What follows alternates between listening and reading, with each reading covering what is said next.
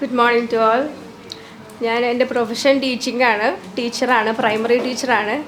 ഒരുപാട് കുട്ടികളെ ഡീൽ ചെയ്യുന്നുണ്ട്. പക്ഷെ ഞാനൊരു പേരൻ്റ് ആയപ്പോഴാണ് നമ്മളെ മക്കളെ ഡീൽ ചെയ്യാൻ ഈ നോളജ് ഒന്നും പോരാന്നുള്ളത് തോന്നിയത്. അങ്ങനെ എൻ്റെ കരിയറിനും എൻ്റെ ഫാമിലിക്കും വേണ്ടിയിട്ടാണ് ഞാൻ ഈ ഒരു കോഴ്സ് ചൂസ് ചെയ്തത്. പിന്നെ ഏതായാലും കറക്റ്റ് പ്ലേസിലാണ് ഞാൻ എത്തിയത്. ഞാൻ LDക്കും കൗൺസിലിങ്ങിനൊക്കെ ഡിപ്ലോമ ചെയ്തുകൊണ്ടിരിക്കുന്നുണ്ട്. അതിൽ നിന്നൊക്കെ ഡിഫറെൻ്റ് ആയിട്ട് എനിക്ക് തോന്നിയത്, സാറിൻ്റെ ക്ലാസ്, ഈ ഒരു ഇൻസ്റ്റിറ്റ്യൂട്ട് ഒരു ഫിനാൻഷ്യൽ ബെനിഫിറ്റ് അല്ല, അതിനപ്പുറം ബാക്കിയുള്ളവരുടെ നന്മ കൂടെ ആഗ്രഹിക്കുന്നുണ്ട് എന്നുള്ളത് നമുക്ക് ഓരോ ക്ലാസ് കേൾക്കുമ്പോഴും നമുക്കത് ഫീൽ ചെയ്യും. സാറ് ഭയങ്കര ഡെഡിക്കേറ്റഡ് ആണ്. ഒരു സിൻസിയറിറ്റിയൊക്കെ നമുക്ക് ശരിക്കും മനസ്സിലാവുന്നുണ്ട്. അതിന് തക്കതായ പ്രതിഫലം നാഥൻ നൽകട്ടെ.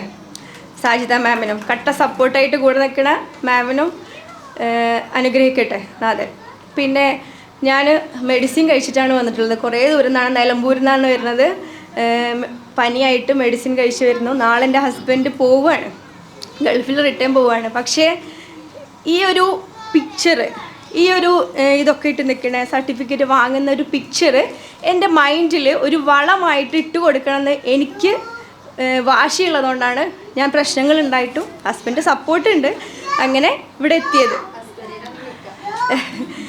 അപ്പോൾ okay,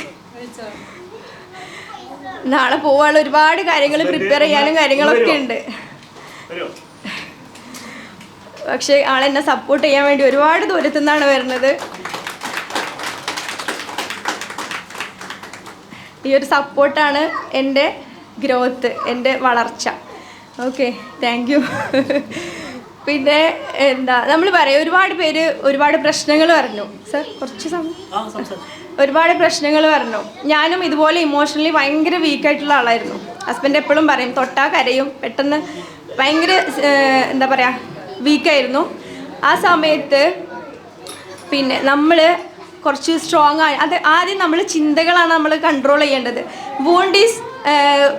wound is not our fault but healing is our responsibility എന്നാണ്. അതായത് നമുക്ക് പ്രശ്നങ്ങൾ വരും, ജീവിതമാണ്. പക്ഷേ നമ്മളെ ഹീലിംഗ്, അത് നമ്മളെ ചിന്തകൾ കൺട്രോൾ ചെയ്താലേ നമുക്ക് ആ പ്രശ്നങ്ങൾ സോൾവ് ചെയ്യാൻ പറ്റുള്ളൂ.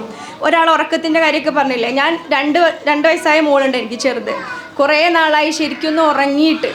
പക്ഷേ രാവിലെ എണീക്കുമ്പോൾ അയ്യോ ഞാനിന്ന് ഉറങ്ങിയിട്ടില്ലല്ലോ, കുറേ ദിവസമായിട്ട് കുറേ കാലങ്ങളായിട്ട് എനിക്ക് ഉറക്കമില്ലല്ലോ എന്നുള്ള ചിന്ത ഒഴിവാക്കിയിട്ട് ഞാനൊരു പാരൻ്റാണ്, ഞാനൊരു മദറാണ്, എനിക്ക് ഉറക്കം കളഞ്ഞേ പറ്റൂ എന്നുള്ള ഒരു അക്സെപ്റ്റൻസ്, നമ്മളുടെ സിറ്റുവേഷൻസ് നമ്മൾ അംഗീകരിച്ചു കൊടുക്കുക.